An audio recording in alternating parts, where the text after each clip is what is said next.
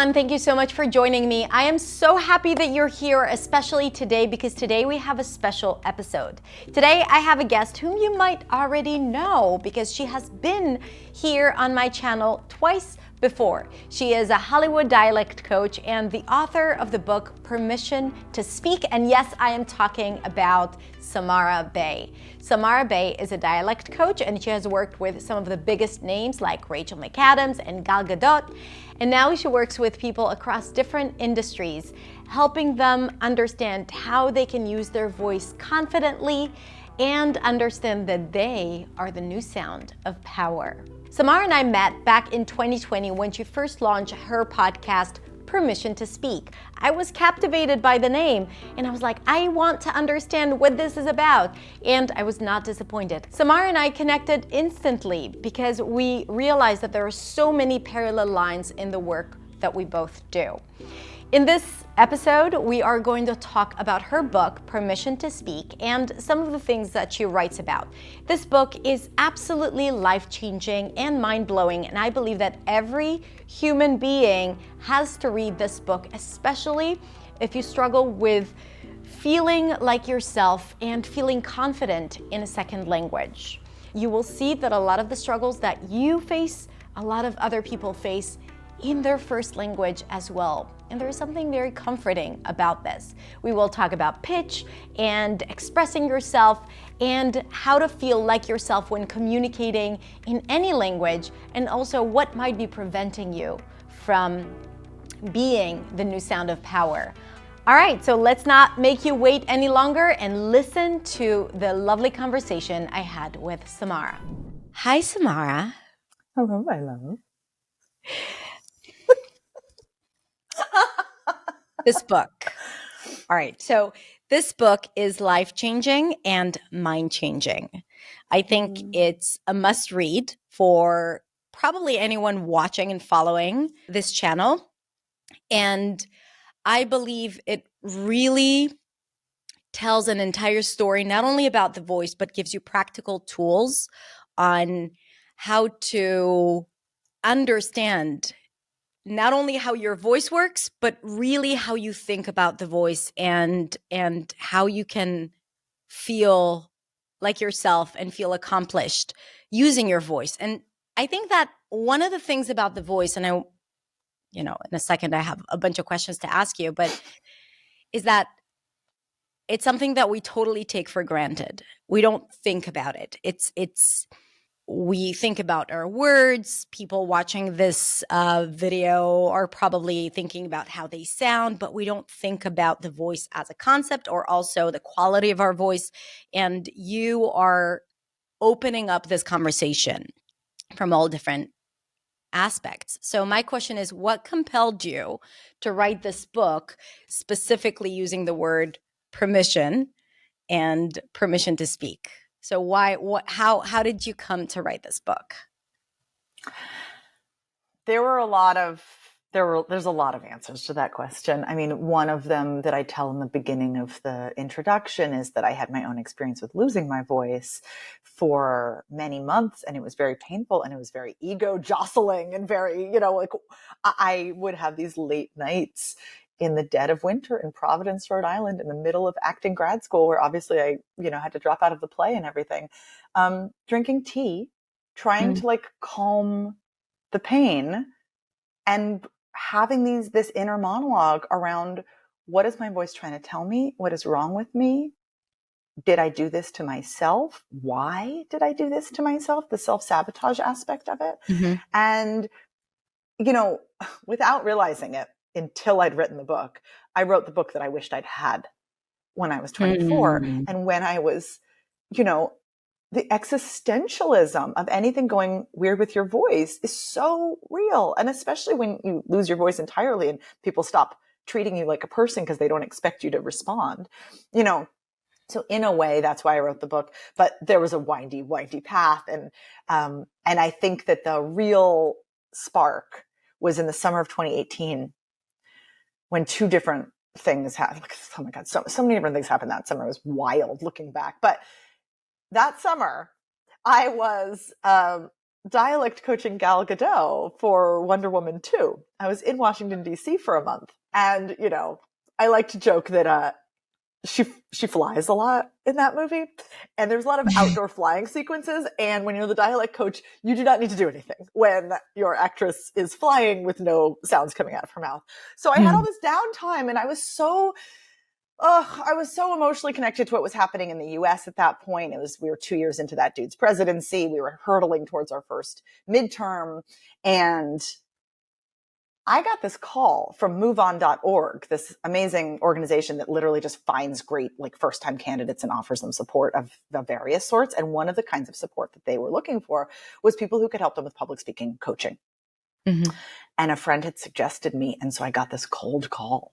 And I was like, A, this sounds like I could possibly be useful. So please like tell me where to sign up. But B, am I going to be useful? I mean, my inner thought, of course, was like, it isn't the exact same thing as dialect coaching actors in Hollywood. It isn't.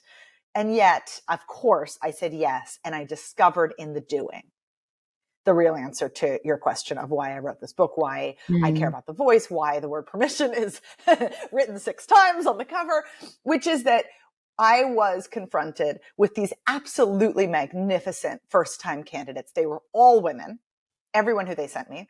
None of them had run for office before, but also almost none of them had ever been public before in any way. So they had these incredible skill sets and obviously this incredible drive to do well for their community, but didn't have this third piece, which is, okay, but how do I talk about it when all eyes are on me?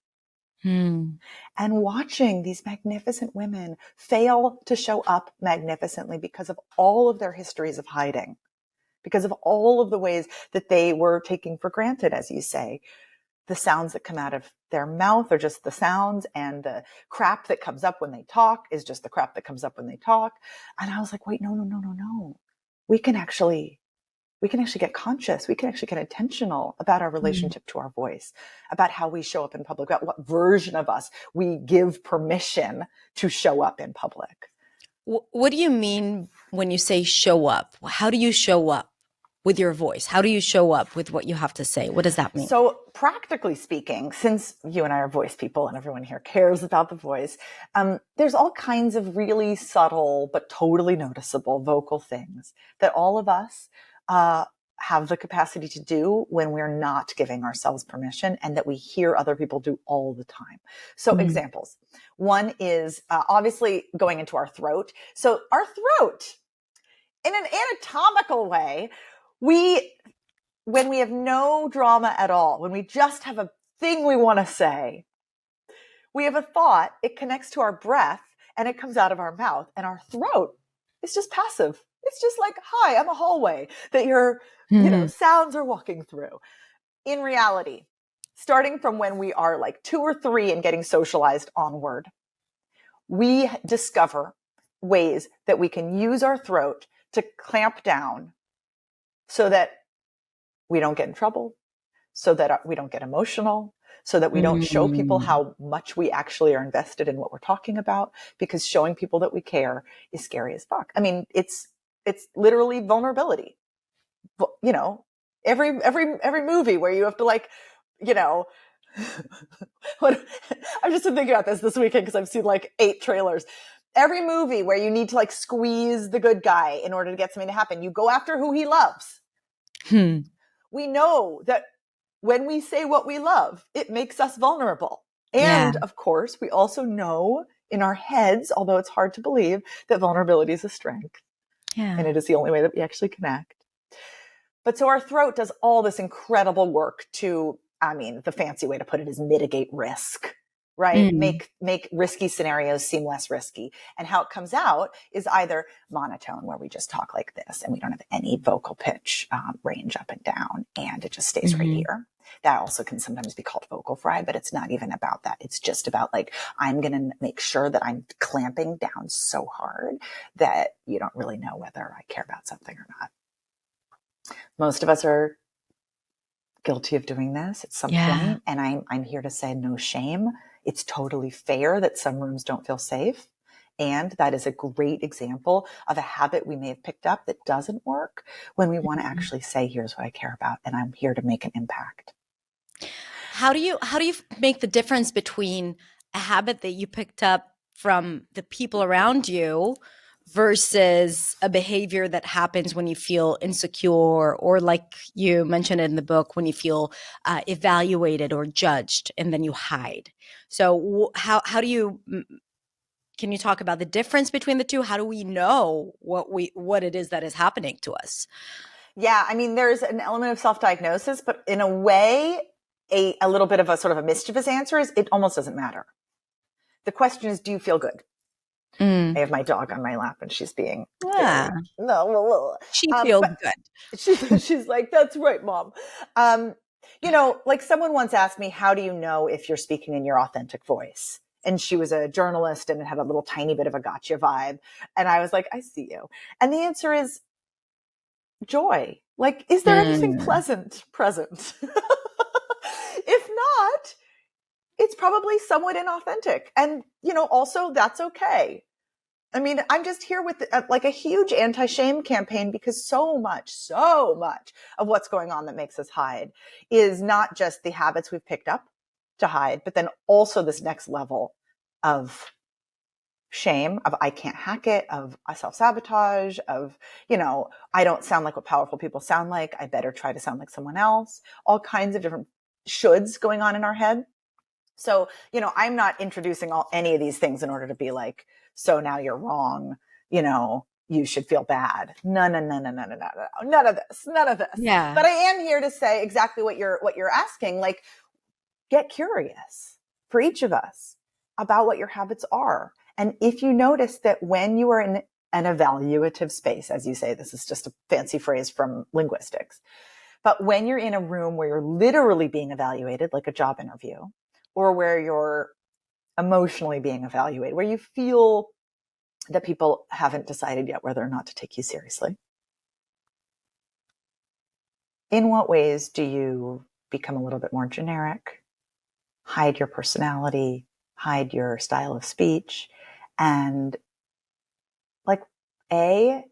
celebrate how versatile you are, right? We have these versions of us that we can tap into. And B, think about what's the other part of me? What's the version of me that shows up in non-evaluative spaces? What am I like around my favorite people? And then you're like slightly more aware of each of our own like toolboxes, like the range of versions of us. And seriously, no right and wrong. But my big gamble for all of us is that when we are talking about the things that matter to us, like they matter to us, when we have the chance to pitch an idea or to, run for office, but really so many different scenarios to, if we're an entrepreneur, right, to stand up as our brand and say, here's how you can work with me, right? Yeah. All of the ways that we have, the opportunities we have to actually say, here's what matters to me. Those are the moments when we get to go, okay, of my toolbox, of my range of ways I show up, what's the meest? What gives me a little joy? What makes me feel like I recognize myself? What makes me feel like I am representing my culture in a way that feels good? Yeah. A lot of people who are watching this, they speak English as a second language. And not only that they have to show up with their voice authentically in their first language, then there is the barrier of the language. You've worked with a lot of speakers of English as a second language. What would you tell people who struggle with that as well? So in addition to showing up vulnerably, there's also the aspect of making mistakes and, not sounding right, not sounding like the standard. And I love how you talk about the standard in your book. So we can talk about that as well. But what would you say to them? A few things. First of all, I want to honor that that's real, right? I mean, English as a first language speaker, it's not something that I have to deal with on a daily basis, and I don't take that for granted. However, I've also traveled and attempted to, speak foreign languages, and I know how much it had a related impact on me as when I lost my voice. That ego jostle I described, that sense of people aren't really taking me seriously or aren't really waiting for me to respond because they know I'll be slow. And I just want to honor that that's like so real. And I'm not here to like, buck up. Like, Right. it's real. And it's so And good, that feeling Hadar, of that you have feeling. this community for people so that we all can, look at each other and go, oh, right. This is actually a human thing. Any of us who are putting ourselves bravely into new spaces, certainly ones where, our native language is not the norm and we have to accommodate. Any of us are doing the brave thing. And the bravery, it's not brave if it isn't hard, Of course there's I an like element of that. hard. Yeah, really good. So that's the first thing. And then the other thing is really, Hadar and I met over a conversation around this, but what you say about you are English right where you are, this is it. And I have worked with so many movie stars and also, lesser known people. And the big shift really is just in actually deciding, like aggressively deciding to believe that you deserve to take up space no matter how you sound. Because the apology for existing part of English as a second language, that's the part that sucks. And it's completely understandable. And accent bias is real. So again, I'm here to validate that. And I think about Esther Perel,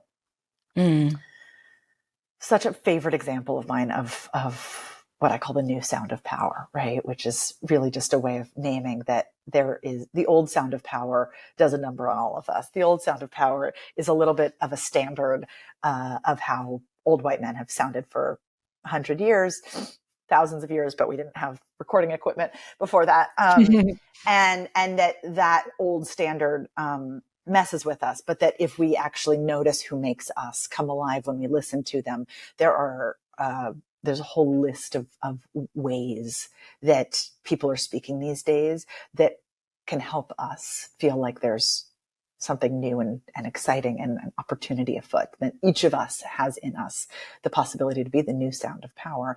Esther Perel obviously is doing most of her work in a second language. She's doing work on a subject that has been historically, I'd say, relegated to a frivolous topic, right? Eroticism. And the way that she shows up, like an expert, like a loving expert, like a person who holds time and space, like a person who trusts her own ideas and will take the time to say them all the way to the end of the thought, and who is nonetheless playful and mischievous and still talks about and brings in her own culture.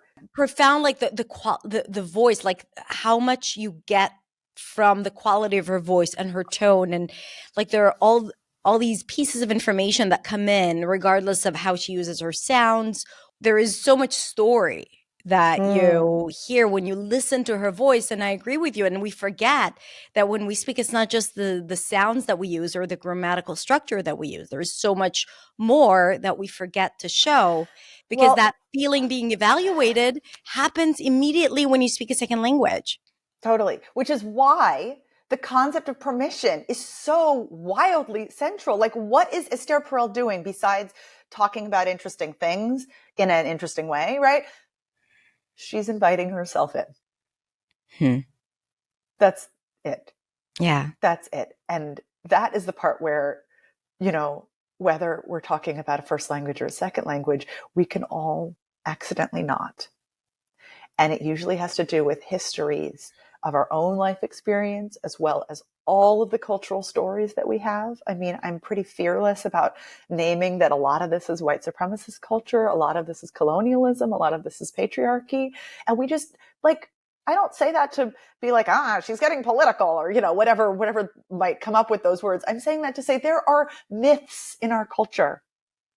They're just there, and they have affected us our entire lives.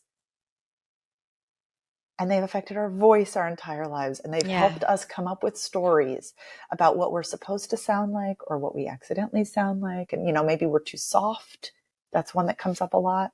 Or you take too much time, or you're too loud, or you're too, right? And the idea of too bad I'm inviting myself in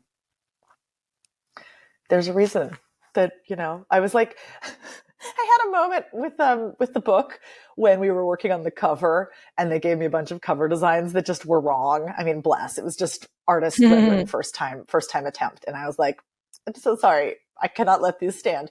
And then we ultimately were like, okay, look, images are hard. I didn't want a standalone mouth because the whole idea of what we're talking about is that we are not a disembodied body part, right? That all of us show up when we show up. And I didn't want sound waves because, again, it's just not about that, right? So then I was like, I realized that I've perhaps made this difficult for you all. If you're going to just do words, that's totally fine, right? Typography. But I realized I needed to say the word that matters the most is permission, not speak. And this is what they came back to, right? Because, of course, what we're talking about is actually speaking, which is, I like speaking even more than the word voice, because voice can sometimes make us think of singing. It can make us think of sound waves. But speaking is this very specific thing of how do I get my thoughts out? Yeah. So speaking, of course, is interesting. And you and I have this, ability that not everyone has to break down to the absolute, minutia of the vowels and consonants. But then when we put it all together, the permission is actually whether or not we are showing up and communicating and recognizing ourselves well enough that we are going to actually feel good at the end of the day. Like, I did what I came for. I left it all on the table. Yeah. Part of the work that we do when we work with sounds, and sounds is the chapter that I had the privilege of reading.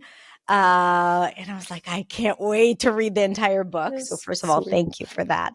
Yeah. But in that chapter, you talk about the standard, right? And in the English language industry and, like speech work in general, there's always the standard.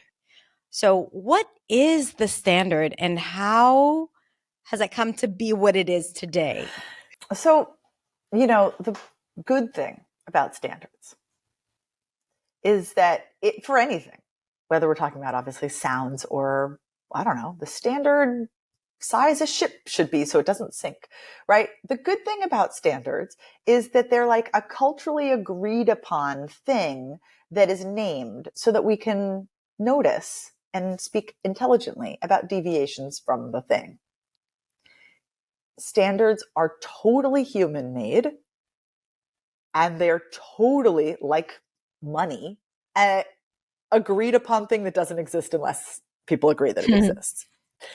So that's I guess that's the setup. So when it comes to and it English, matters who has the power at that time. I mean, inevitably, right? Agreed upon is not like everybody signs off and everybody has equal say.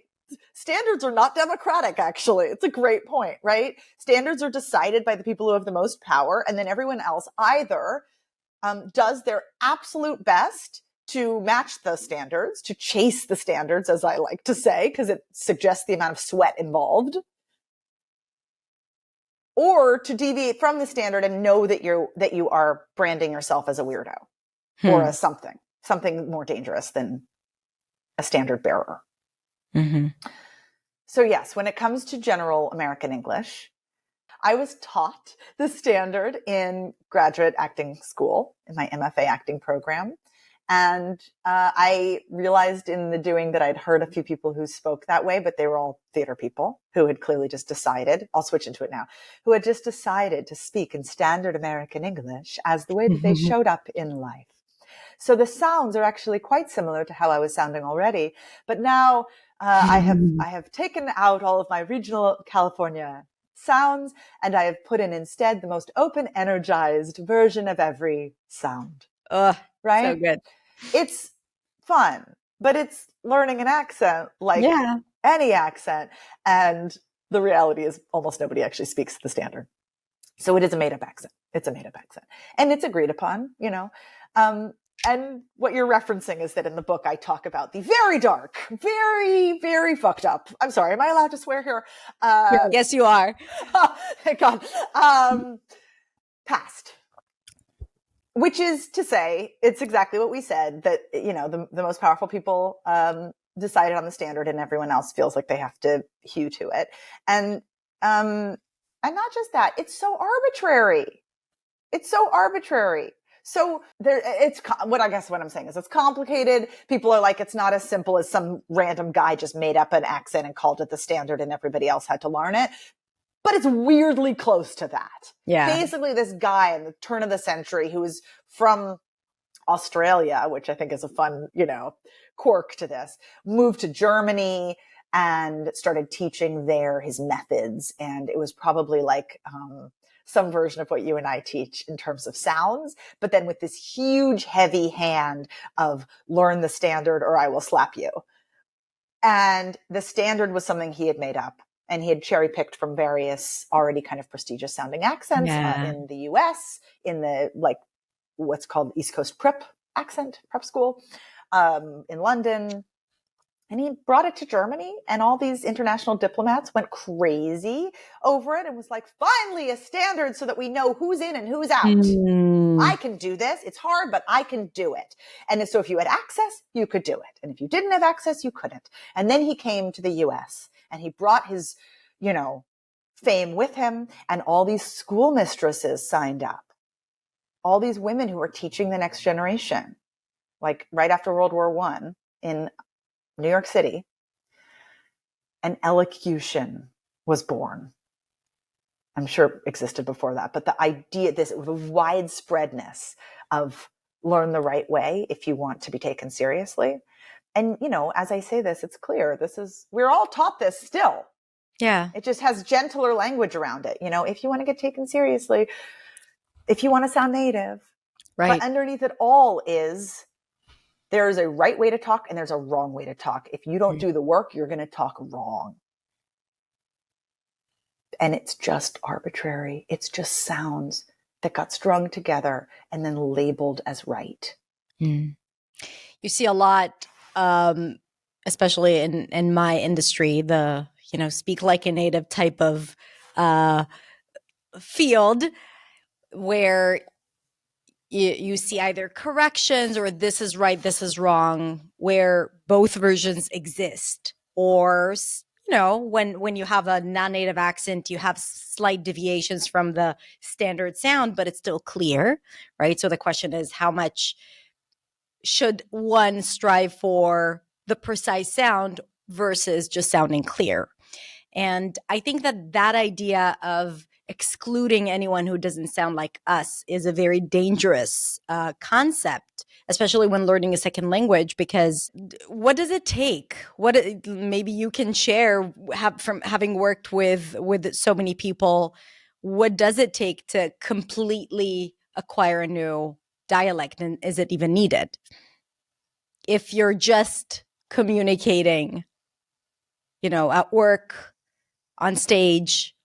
Yeah. I mean, the answer is that it's so personal. Everybody who's listening right now has a thought going through your head, right? And I don't know your thoughts, but my guess is there's probably two warring thoughts. One is, I need to sound as clear as possible. I need to pass as well as possible. This is directly related to my livelihood. I need to sound as American as possible. Mm-hmm. And the second thought is probably this quieter one that says, but what if I don't? What is the alternative? What is it to sound clear and also like where I'm from? And to own that actually every single one of us, whether English is our native language or not, sounds a little different from everyone else because our life experience is reflected in our voice. And that quieter voice is harder to believe, right? And yet I think it's where freedom lies. I think it's where coming into our own, thinking about people like Esther Perel or Deepak Chopra, who I got to get interviewed by, right? People who are working in their second language, maybe even third language, for the majority of their life, that their livelihood was probably affected when they were starting out, but they just decided, I'm teaching the world what power sounds like. And I won't take no for an answer. And I won't, shrink. And they became models for modeling for a whole next generation. That shit's hard, right? And me at this point, I'm not saying, no, it's not. And that the opportunity for all of us is to show up as weird and as honest about our background as we can be. Yeah. And then say that's still power. I'm the new sound of power. What I really love about the book and how you talk about different subjects, especially pitch, and we've talked about how you handled upspeak and vocal fry, is that you just present the complexity and you say, this is what it is. This is what would help you feel better or more like yourself, but also here's why this is happening or how it may be perceived. Yeah. And you're not like trying to paint a picture where that's the only way to do it. Because I mean, I had this moment with my editor when I was writing the book, when she was like, but wait, but so should we stop doing vocal fry or shouldn't we? And I was like, oh, I have to be even clearer. And I literally wrote a paragraph because of her comment that said, if you're here because you want to know, like if you want a guide of what to do and what not to do, you're in the wrong place. But I'm really, really interested in all of us feeling so empowered in our own voices that we know what our habits are doing to the people around us. We know why we pick them up. And then we can just play. But that sense of power, that sense of trusting our own instincts, wisdom, inner wisdom, it does not come from some new outsider saying, do this, don't do this. Yeah. It comes from each of us going, you know what? I actually kind of like that thing I picked up because I lived in that one place for that one time, or because I dated that one person, or because I went to that one school that taught me how to sound fancy. Our voice story, this idea of our voice story, that it's a bit of a plot, right? It started at where we grew up and now we're here, but that our voice story is also like a money story. It's like the combination of facts and not facts, myths that we picked up. And some aspects of our voice story are helping us stay small when it's really time to expand. And some of our voice story is, as it should be, is something that, like where I grew up and how mischievous I felt free to be in my communication style when I was little. And so I've just kept doing it, Yeah. It's for each of us to decide. When you talk about expansion or showing up, a lot of times you do talk about pitch. You talked about it at the beginning, and I want to expand on that a little bit. What is the difference between baseline pitch and ranging pitch when you speak? Can you talk about that a little bit? Totally. I love that. Wait, what a great setup. Oh, you mean my entire chapter on pitch? Yeah. So when we use pitch, that word has like 7 different meanings in English, right? Because we're also pitching our ideas. But in the land of actual sounds, right? Pitch is both. What is your baseline? As you say, your sort of average pitch. For men, it tends to be lower than for women just because of the actual length of our vocal cords. And if we're thinking of a string instrument, right? The longer, the shorter, right? And most of us have crap around what our baseline pitch is. Many, many, many women that I've talked to, habitually, meaning somehow we picked this up, usually unconsciously, but then we kept it up, speak a tiny bit lower than our body's optimum pitch.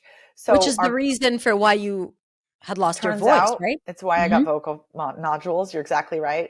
And then there's also all kinds of cultural, when Elizabeth Holmes, bless, the con woman, came out with this low voice like this, everybody was like, that's obviously fake. Why is she faking her voice? And yet, if you Google, what do I need to do to sound more authoritative to get taken seriously? The number one bullet point is speak in a lower pitched voice. So obviously our culture is telling us a lot of stories. So pitch, and by the way, and for speakers of English second language, I hear a lot, like if you want to sound more native, drop your pitch, which is also like it's along the same lines. Well, there's a few things going on there, right? One is that culturally different. There's different cultures that literally do just talk higher. I know as soon as I go into French, I start to go up a little, right? It's like, there are languages with a lot of nasal sounds, right? So you'll end up sounding more nasal. So some of it is that, and then some of it is maybe that when we're uncomfortable, we go up in pitch. Adrenaline hits our vocal cords. And all of us start to talk a little bit more like this, right? So we talk about pace a lot and having to slow down when we get nervous, but also you can tell pitch is up high now instead of down. So maybe that advice is about kind of trying to counter that. But at the same time, like it also said, like it, I think there is something dangerous about it because native English speakers may have higher pitch. Pitch is also a result of how your mouth is built, how big your vocal box is. So I know. There are simple exercises to try to find what your optimum pitch is. The best one is to literally just catch yourself saying a yes on closed mouth. So when you do the right? So it's like, are you okay with this sandwich being toasted actually instead of cold? Okay. And then then what happens when the words come out? Do they match that or do they, right? This was partly how I diagnosed with a ear, nose and throat doctor that I had been speaking habitually lower because my was up here and my words were down here. Society on bodies. God. And then obviously there's also stuff happening for men when they are told their whole life that lower equals more masculine and their own anatomy may be saying, but my pitch is higher, right? So obviously there's so much gendered stuff going on here. There's so many cultural stories about how we're supposed to come across that can really mess with us just speaking in our body's optimum pitch, right? The actual anatomy of our body that is calling out to us to honor it. And then the other part of it that you were asking is pitch range. So we were talking about baseline, and then there's this completely separate aspect of pitch, which is how much range do we reveal when we're speaking. I talked about monotone, right? The idea of monotone is literally monotone, single note. So then we're making sure that we don't go up or down at all. Push down everything. Right. Yeah. Pushing down everything. It doesn't mean that we necessarily go as low as possible, but we go to some sort of like really narrow. And when I talk about having a larger range, it's not because I want you to all sound clownishly, extreme, right? It's not like we're going like this, right? But inside of the, say, single octave that most of us comfortably can speak in, are we? And if we're not, it's usually because we have let an evaluative space get to us. And my addition to this conversation that I've not heard anyone say before, but I think is completely, we can see the examples of how true this is everywhere, is that pitch variation, having the ability to go up and down based on meaning, is directly connected to your willingness to be vulnerable. It codes, actually, to the listener, it codes for vulnerability. So when I say, but this I really care about, and you can hear me, my pitch went up, my whole tone shifted. If you're looking at me, you saw my face, right? But even if you're not, that's because I have decided and I actively practice caring about what I care about and then also letting you see it. Because caring about what I care about, but hiding how much I care, that's how most of us go through life for totally understandable reasons, but it is not how we make an impact. Yeah. How can people work on this if they want to, except for, so they have this idea of permission. I'm going to give myself permission, but sometimes our habits are stronger than us and we don't even know how to use our pitch. I mean, my first thought is buy this book called Permission to Speak. It's really helpful. A lot of practical tools, really. There are some exercises that I've heard and I was like, I've never heard about this. This is so good. Oh, I love that. Oh my gosh. Because you're like the queen of this stuff.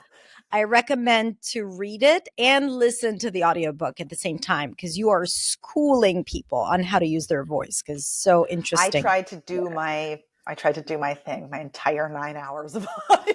I know. I was like, whoa, this is tiring. But also like, I got to show up when I show up. Like, that's the thing. If you're not going to show up for your book, Permission to Speak, when will you show up? The people, right, exactly. The people who are like, so did you do the audiobook for your book? I'm like, what if I had not? Would you trust me? Anyway, thank you for that. So that's one option, obviously. I think that the more time you spend with this, the more you start to, notice your own habits, as you put it.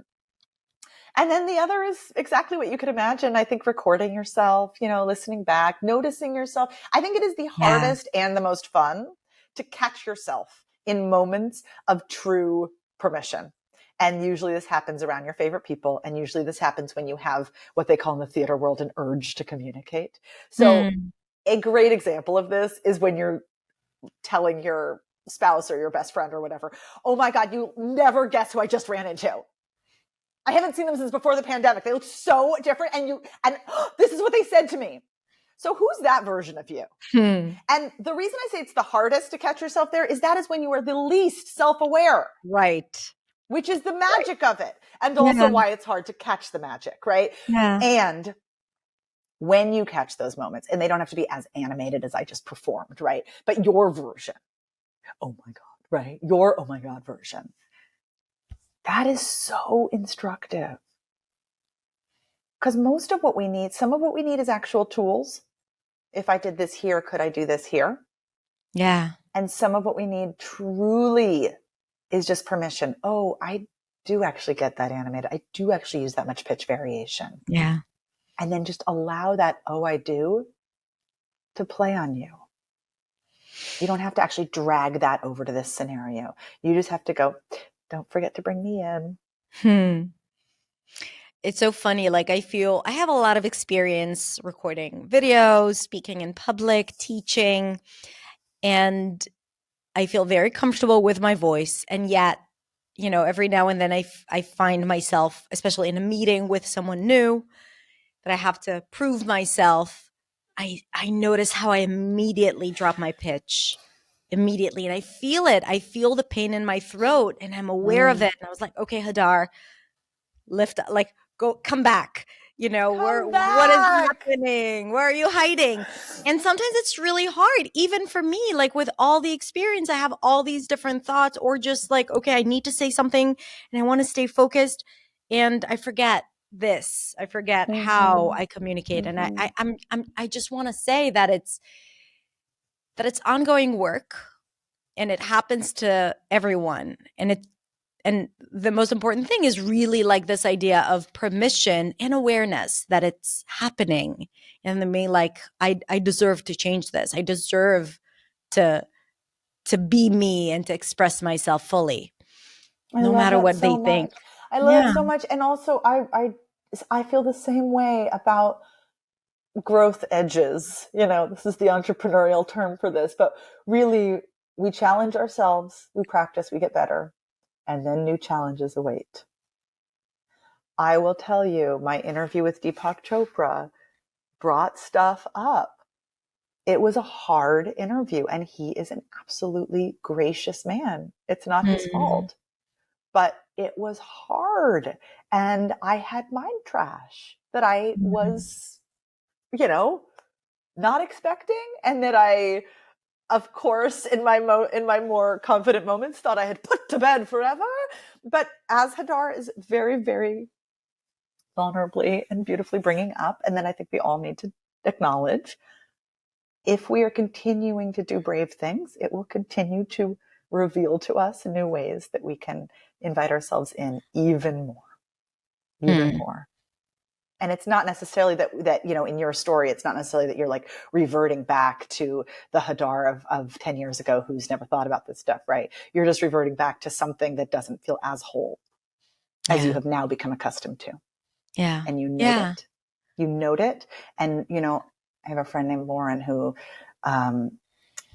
introduced this idea that I just find so useful, that when we're thinking back on our own stuff, we have to have two different things present when we think back. One is discernment. What was really happening there? What could I have done differently? And two is compassion. Let me look back on it with so much love. And if we actually do either one of those without the other, we are not being useful. We are not getting anywhere new. But if we look back at our own experiences with discernment and compassion, we have the potential to change for the next one. Beautiful. What are you proud of? I think I happened upon, through really this, what was started out simply working with these women who are running for office, I happened upon the concept of voice justice, which I think I made up because I haven't heard anyone else say it. And, you know, in the linguistics world that I like to pop into, the idea of accent bias, which everybody here is familiar with experiencing, if not the concept, right, is really well studied. Accent bias.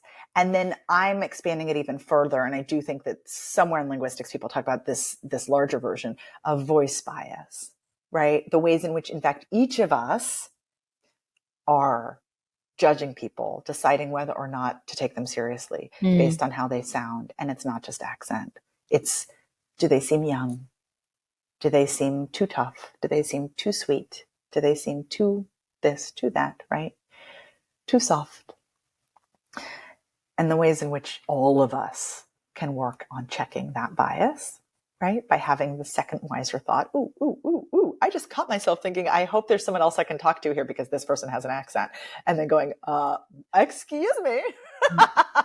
Why don't I actually honor that this person has a lived experience and probably is on the phone with me because they can help, right? But so many ways that we each do this. And sometimes are even dismissing ourselves, right? That we are giving ourselves some voice bias. And that the alternative, which seems both pie in the sky and also something that we can literally all do every single day and do it collectively together, all of us, is decide that we are going to unlink how people sound from how much value they have. And if we lived in a world that did that, that would be a world with voice justice. And I am proud of the fact that this is where I'm at, and that like the way that we can bring voice justice to all of our both daily lives and also our industries has massive repercussions. I'm doing a lot of work in the corporate world right now, and also with entrepreneurs and founders. So what started out as the arts and politics has now turned into, well, what is leadership? What kind of leadership do we want to hear in the world? And how do we be that leadership today? Period. So it all starts and ends with us, really. How we think about others, how we think about ourselves, and then, you know, how willing we are to show up, regardless of what we think, how people think about us. Because I always say that tied in, Hadar, to this bigger thing that I think you're getting at, which is that how we show up is not just for us, right? If we are actually trying to embody the kind of leadership we want to see in the world, then every time we show up in public, we have an obligation and an opportunity for the people coming up behind us. Yeah. For the young girls who are listening to us, for the young boys who are listening to us, for our mentees, for anyone who needs to see and hear a different kind of power in order to be like, well, that's possible now. And it gives them permission. So when we permission ourselves, we spread the permission. Yeah, exactly. This is, you know, a lot of my work has to do with me showing up with all the imperfections and mistakes that I make and not to apologize for it. And I do get criticized for it, but I want to show that you can still show up fully with that. And if I am able to show them that it's safe to do that, that you can survive criticism, public criticism about your English, your voice, how you know, the content that you create, and keep going and change lives, because that's what matters, not the critics. What matters is the person listening and saying, I got something from this, or I'm thinking differently, or I know better now. That's what matters. And I think we need to remember that.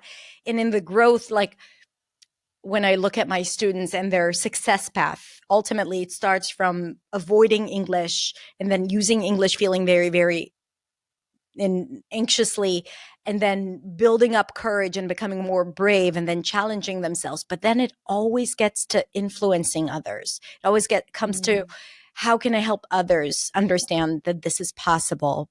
And I see it consistently over and over again. And it's exactly that. Like, you start with yourself, but then You do that because you want to leave a legacy. You want to make a change. You want to make an impact. And you do that by sharing, by just being yourself, but also showing others that it's possible. So, yes. There's this woman that I love to listen to, Serena Hicks. She's a money coach, money mindset. And she says that when we think to ourselves, who am I to, you know, honor that my ideas matter? Who am I to say I'm a thought leader? Who am I to, that the perfect second thought to have is, who am I not to? Ooh, love that. And which does just tie into how many people are we willing to help? Yeah. If we are willing to help people, and if we have a feeling that we could, then those trolls, right? Those mean-spirited critics kind of don't matter. They don't matter. Apart from buying your book, I'm going to link to it in the description, and also listening to the audiobook on Audible. How can people work with you, find out more about you? I have one way, which I'm very excited about if you're watching this early summer of 2023, which is that this fall, in September and October, I am popping up in 4 cities in the US and doing a one-day workshop with a amazing dinner party the night before. And these workshops are for 10 people, right? Thank you. The workshops are for 10 people or fewer. So I'm deliberately keeping this really intimate, simply because I know what works the best, right? And I want everybody to feel like they have real connection with me and with each other. And it's a one day, change your whole outlook. There's a lot of skills-based stuff. I'm going to bring in some exercises that I did not put in the book. But it's also, I think, an identity shift day. Yeah. It's a show up one way and leave another. There is nothing like the experience being in the room together, feeling the power, feeling the energy. We had that experience when we worked together in New York, and it was like we had you for an hour, and it was mind-blowing. So yes, if you have the opportunity, definitely go check it out and sign up. And are you excited about it? What's most exciting about it? I'm so excited. I'm so excited. Well, I was talking to a friend this weekend, and she's like, "You're doing exactly what you want to do." And I was like, sometimes we need people on the outside of ourselves to sort of reflect that to us. And I was like, it's true. And I get to completely make this up. I'm not beholden to anyone. And I'm using all of my own best instincts on what literally works. Yeah. All right. So we're going to put all the links in the description for anyone watching or listening to the podcast. Yes. And where can they follow you on Instagram? Follow me. I'm used to saying follow me. Follow me on Instagram. Where can they follow you, Samara Bay? I am at Samara Bay. Surprisingly. SAMARABAY. And yes, I post daily. I very much enjoy the Instagram. Love that. All right. Thank you so, so much, Samara. It's been a pleasure. Wait, I have one more thing. I'm so sorry. I just realized I should offer to this group. My freebie on my website is actually pretty great. If you go to samarabay.com/goodies, GOODIES, you get a 5-minute warm-up for what to do in the 5 minutes before you go on camera or on the microphone or on the screen. Ooh. And it is not just a vocal warm-up, right? I mean, obviously, given the conversation we've just had. It's what I literally do before I go on anything. I need that. I'm gonna get it for myself. I mean, samarabay.com/goodies, and then you're on my newsletter, and you'll, be kept in the loop for all this stuff. Fantastic. So we're going to link to that as well. Any last things that you feel like you wanted to say and you didn't say? None of those, but I will say, Hadar, I just, for anyone who's been here for a while, I think we have had a, 3-year now love story? Yeah, I think this is our 3rd interview on YouTube and the podcast as well. but also we failed to mention. were put together, or we found each other in 2020, in spring of 2020, like really newly into the pandemic. So, I mean, I have nothing further to say except I'm so grateful for you. Well, I'm grateful for you. And thank you so much for taking the time to share that, all of that with my audience. Thank you so much, Samara. You are just an incredible human, and I love you very much. Thank you. All right. Thank you so much for this conversation, Samara. Thank you so much for your time and for sharing with us your knowledge. I'm going to link to Samara's Instagram, website, and information about her workshops in the description below. In the meantime, if you want to share your thoughts or opinions, let us know in the comments below. Have a beautiful, beautiful rest of the day, and I will see you next week in the next video. Bye.